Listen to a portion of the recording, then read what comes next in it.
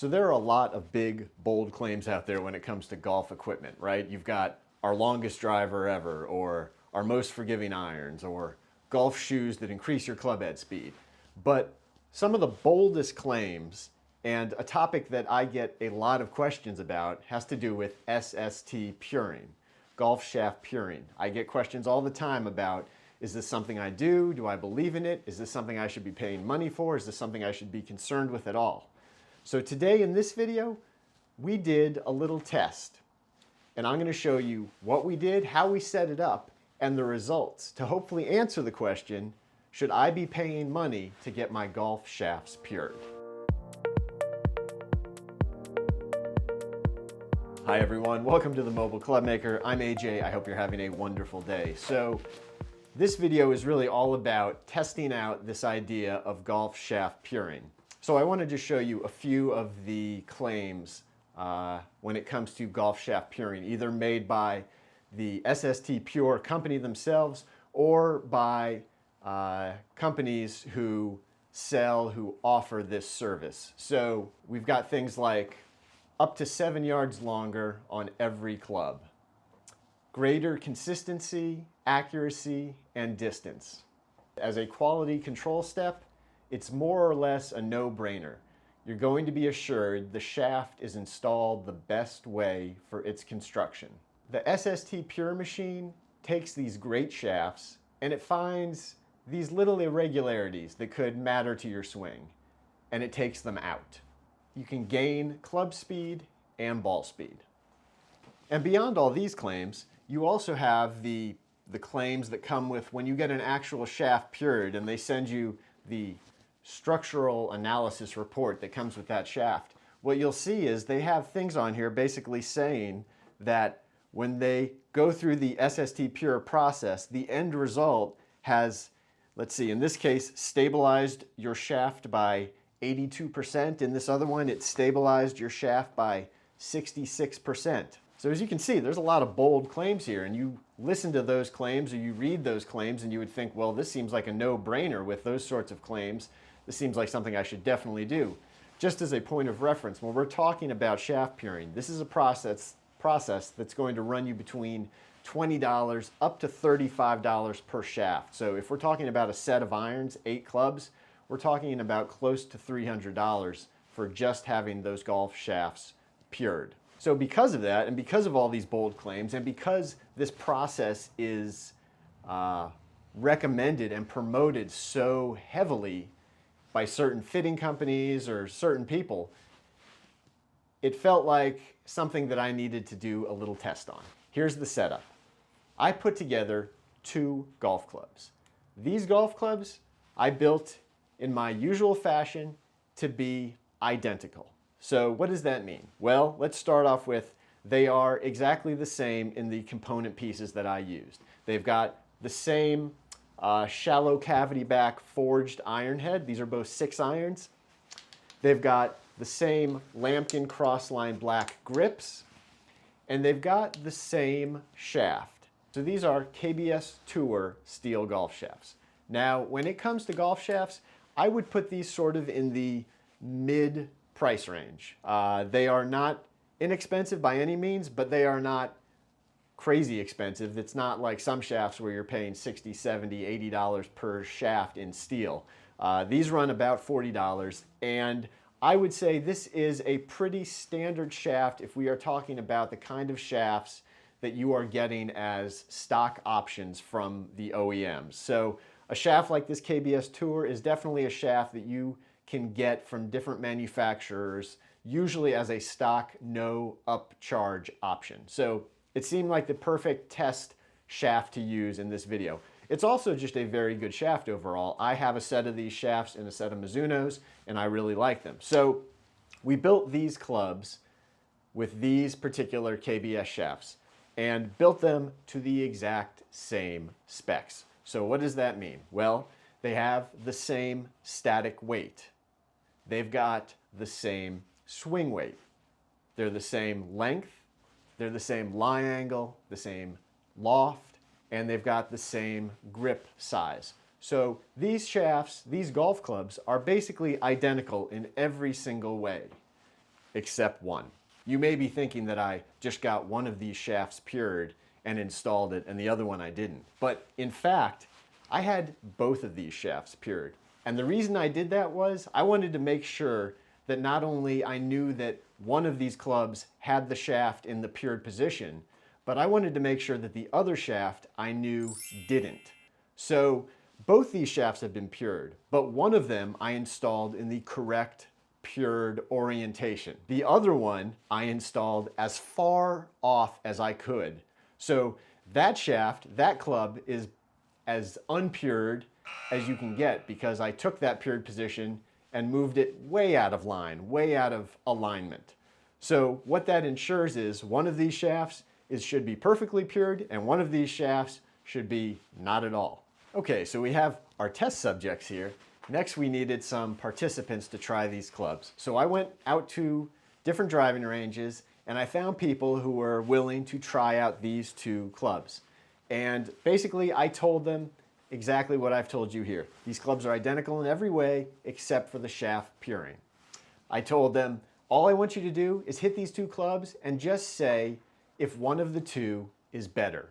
So the three options were basically, I hit this club better, I hit this club better, or I hit them the same and I really can't tell a difference. That was the three options. I didn't ask, tell me which one's pured versus not. I just said, which one do you hit better?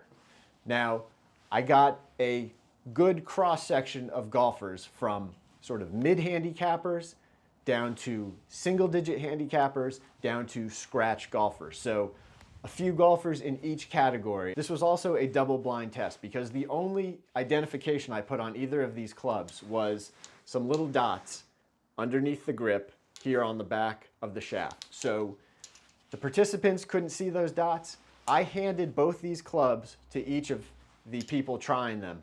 I didn't give them one and then the other. I didn't pick which club they hit first. I gave them both clubs every time and they randomly picked one. So there was no sort of guiding this test and giving them one club first and then the other one. They had complete control over what club they hit first. They didn't know which was which. I didn't know which was which. They could hit as many balls as they wanted. They could hit 5 balls each. They could hit 20 balls each. They could just hit the first club, just hit the second club, or they could hit one, hit the other, go back and forth 3 or 4 times, which is usually what happened. But they had complete control, and at the end of it, basically I said, can you tell me which of these two do you find to be the better golf club? Okay, so we got 16 golfers for this. We had 5 mid-handicappers, we had 5 single-digit handicappers, and we had 6 scratch golfers. And now the results. So before I tell you the results, just take a guess. Based on everything you know about puring, based on all the claims, based on all the comments and all the videos and all the articles about it, how do you think this went? Do you think the pured shaft knocked it out of the park here? Was it far and away better than the other club? What do you think? And drum roll, please. Here are the results. We had 16 different golfers try these clubs. And when it came down to it, when they picked which was the better golf club for them, which they thought was the better performing golf club, the results were 7 golfers picked the pured shaft and 7 golfers picked the unpured shaft. 2 golfers decided they couldn't tell enough of a difference to make a definitive decision one way or the other. Beyond that, if we break it down by handicap, you'll see the mid-handicappers, 2 of them picked the pured version versus 3 of them who picked the unpured. In the single-digit handicappers, 1 picked the pured and 2 picked the unpured, and 2 were undecided. In the scratch golfers, 4 of them picked the pured and 2 of them picked the unpured. Now, even with these results, as close as they are, I will tell you that when people were actually doing this test and hitting these 2 golf clubs, it was even closer because I can't think of really a single case where someone was definitively telling me, oh yeah, this club is better than this one. In most cases, most every case, it was back and forth, maybe this one, maybe the other one. You know, I had a couple people pick one and then hit a few more and decide, no, it's the other one, hit a few more, went back to the first one. So there was no real like cut and dry, this one is better. Everyone was really kind of on the fence, even though they made a decision one way or the other. I would be really interested to see if I did this experiment again and didn't tell people anything about the pured shafts, because I told them going in, one was pured, one was not. So they had that in their mind. They were, actively kind of looking for that. If I didn't tell them any of that and just said these two clubs are the same, I wonder what the results would end up being there. How many more people would have just said, oh yeah, they feel exactly the same. So you look at all the claims, you look at all the promises made by people who are either selling or promoting shaft puring, and you would think that doing a test like this, the results would be definitive. You would see the pured shaft knock it out of the park, show that by far more people found that pured shaft to be straighter, longer, more consistent, whatever metric you want to use to call it better. But that's not what we saw. We didn't even see a nominal difference. It was basically a dead heat right across the board. So where does that leave us when it comes to the question of, should I pay to have my golf shafts pured?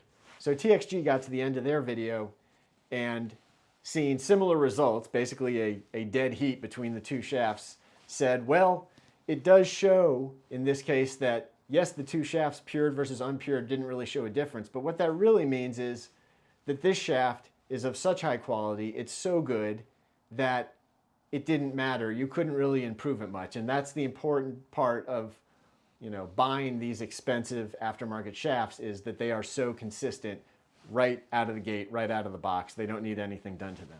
Now, what we did here, we didn't use the most expensive graphite shaft. We didn't use the most expensive steel shaft. This is, again, just sort of a mid-range steel shaft that you would get as a stock option, or similar to a stock option shaft.